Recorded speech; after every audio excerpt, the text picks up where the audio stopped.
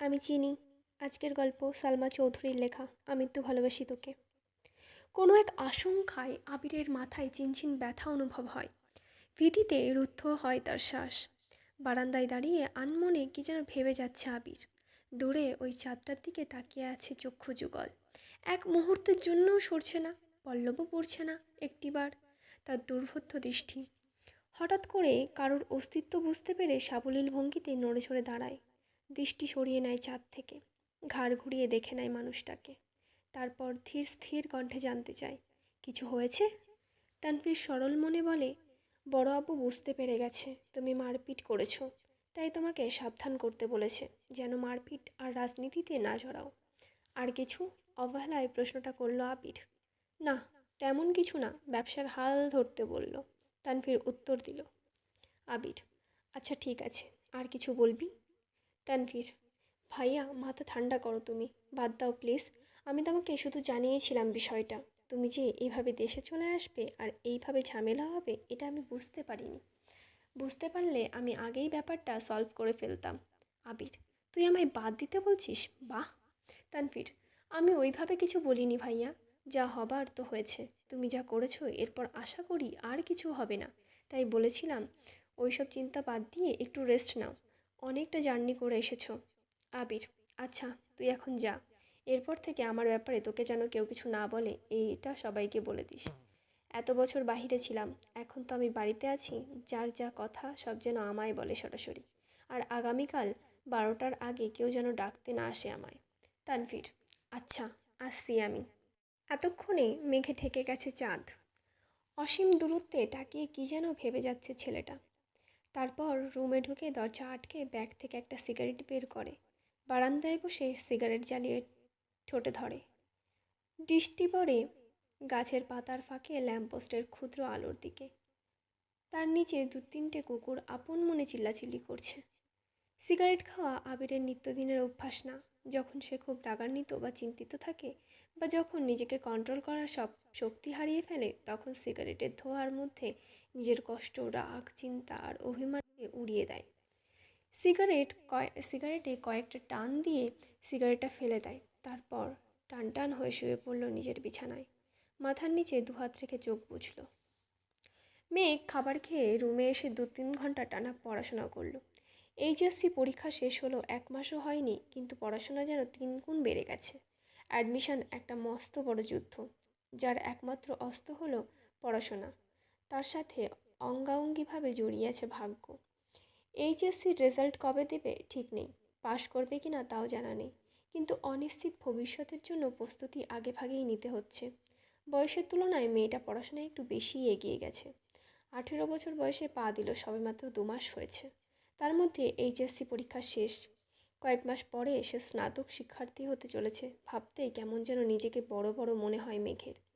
পড়াশোনা শেষ করে নিজের বিছানায় শুয়েছে, হাতে তার নতুন মোবাইল।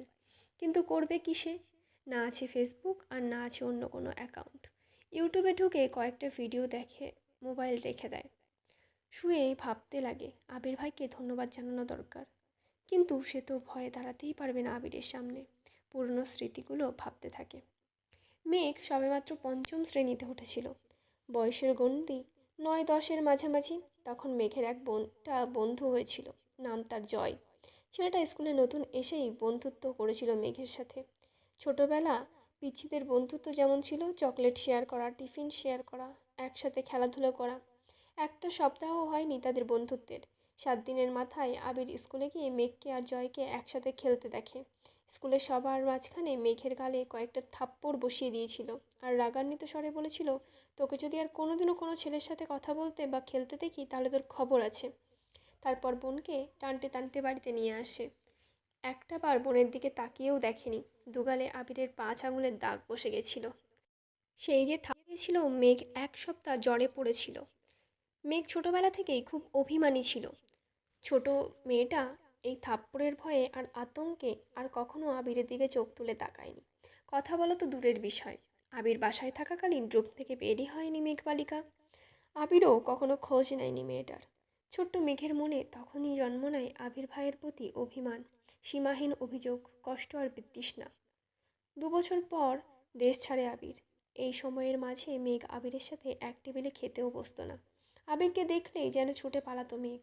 আবির বিদেশ চলে যাওয়ার পর মেঘ আবিরের ভয় থেকে নিজেকে সাবলীল করে আপন মনে রাজত্ব করতে থাকে খানবাড়িতে। আবিরের পাশের রুমটা তার দখলে চলে আসে।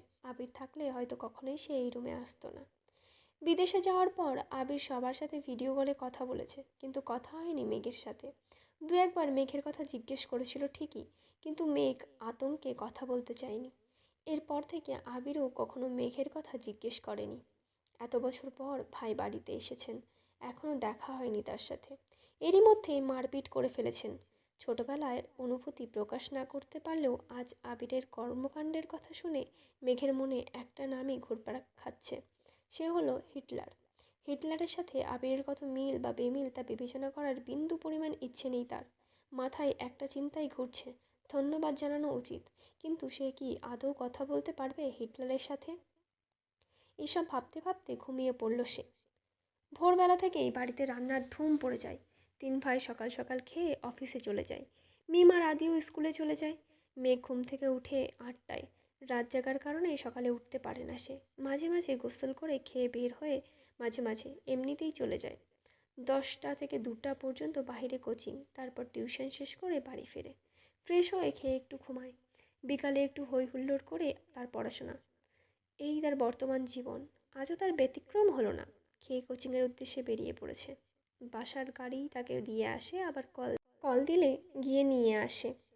ঠিক ঠিক 12টার ঘর থেকে বের হয় আবির। ধীর গতিতে নিচে আসে। চিন্তিত মুখ দেখে মা মালিয়া খান ভীতস্বরে ছেলেকে জিজ্ঞেস করেন, কি হয়েছে তোর বাবা? আবির মুখের ভারী ভাব বজায় রেখে উত্তর দিলেন, কিছু হয়নি, খেতে দাও। ছোটবেলায় চঞ্চলতার ছিটেফোঁটাও নেই ছেলেটার মধ্যে।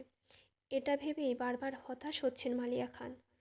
হঠাৎ চোখ পড়ে ছেলের হাতের ব্যান্ডেজের দিকে। হাতটাও ফুলে গেছে অনেকটা। আবির খাবার খাচ্ছে আর তার মা সান্ত্বনা স্বরে ছেলেকে বোঝাচ্ছেন, এটা করো না, সেটা করো না। মনে হচ্ছে 5 বছরের শিশু সে, আগুন পানি চেনে না। যদিও বাবা মায়ের কাছে সন্তানেরা সারা জীবন শিশুই থাকে। খাওয়া শেষে মায়ের থেকে বিদায় নিয়ে বেরিয়ে যায় আবির। মেঘ বাড়ি ফিরেছে 1 ঘন্টা হবে। শাওয়ার নিয়ে নিচে এসেছে খেতে। খাওয়া শেষ। তানভীর রুম থেকে ছুটে এসে জিজ্ঞেস করে, বড় আম্মু, ভাইয়া কোথায়? আঁতকে উঠলেন মালিয়া খান। ও তো 2-3 ঘন্টা আগে খেয়ে বের হয়েছে কেন? ইস, মিস করে ফেললাম। মালিয়া খান, কি হয়েছে বাবা? মেঘ নীরবে তাকিয়ে ভাই আর বড় আম্মুর কথোপকথন শুনছে আর বোঝার চেষ্টা করছে ঘটনা কী।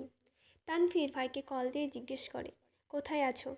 আবির কি যেন বলল, শোনা যায়নি। তানভীর চোখে মুখে উত্তেজনা স্পষ্ট। বড় আম্মু, কাকিমণি, বাহিরে চলো।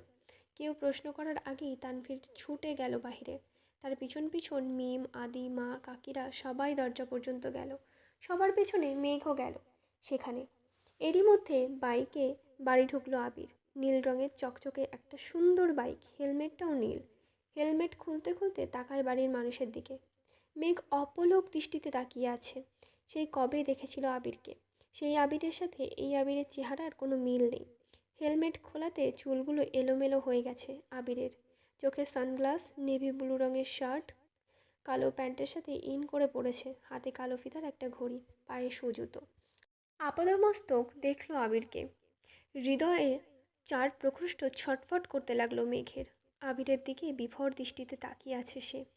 আবির বাড়ির সকলের উদ্দেশ্যে বলল, বাইকটা কিনেছি, কেমন হয়েছে? আবিরের কণ্ঠ মেঘের মনের গহীনে ধাক্কা খায়। এতে হুঁশ ফিরে তার। দাঁড়িয়ে থাকতে পারছে না সে। এক দৌড়ে নিজের রুমে ঢুকে দরজা আটকে শুয়ে পড়ে মেঘ। মিম আর আদি হই হুল্লোড় করছে। আবির ভাইয়ার কাছে আবদার করছে ওদের বাইকে নিয়ে ঘোরার জন্য। মালিয়া খান ছেলের পানে তাকিয়ে প্রশ্ন করলেন, 2-3টা গাড়ি থাকার পরেও বাইক কেন কিনলে? আমার গাড়ি চলাচল ভালো লাগে না, অবলীল উত্তর দিল আবির। পিছিরা খুশি হলেও খুশি হতে পারেননি মালিয়া খান, হালিমা খান আর আকলিমা খান। কারণ এই বাড়িতে বাইক ব্যবহার নিষেধ করেছিলেন স্বয়ং আলী আহমেদ খান নিজেই। তিনি কোনো এক বয়সে বাইকে অ্যাক্সিডেন্ট করেছিলেন। সেই থেকে বাইক কেনা বা বাইকে চলাচল নিষিদ্ধ করেছেন। ইকবল খানের খুব ইচ্ছে ছিল বাইক কেনার, কিন্তু বড় ভাইয়ের নিষেধ অমান্য করার সাধ্য নেই, তাই কিনতে পারেননি। তানভীর খুব করে চাইছিল বাইক কিনতে। রাজনীতির সুবাদে অনেক জায়গায় চলাচলে করতে হয়, বাইক থাকলে সুবিধা হয়। বাবা মোজাম্মেল খানকেও বলেছিল সে, কিন্তু বাবার এক কথা, তোর বড় আব্বু বাইক পছন্দ করে না। তোর দরকার পড়লে তুই একটা গাড়ি সব সময় ব্যবহার করিস, তারপরও বাইক কেনার নাম মুখে নিস না। আবির বাড়ি ফিরেছে 24 ঘন্টা হবে হয়তো, এর মধ্যেই বাইক কিনে ফেলেছে। এর পরিণাম কি হবে তা ভেবেই ভয়ে আটকে যাচ্ছেন বাড়ির 3 বউ। অষ্টাদশীর হৃদয় কাঁপছে, কেমন জানি অস্থির লাগছে সব কিছু। পরিচ্ছন্ন নয়নে তাকিয়ে আছে রুমের জানালার দিকে, দৃষ্টি তার অসীম দূরত্বে। কি জানি কি ভাবলো কতক্ষণ। হঠাৎ ঝলমলিয়ে উঠল মেঘ, সঙ্গে সঙ্গে চোয়াল শক্ত করে নিয়ে প্রশ্ন করল, বাই এনি চান্স আমি কি হিটলারটার উপর ক্রাশ খেয়েছি? আজকের জন্য এইটুকুই। আপনারা পাশে থাকবেন অবশ্যই।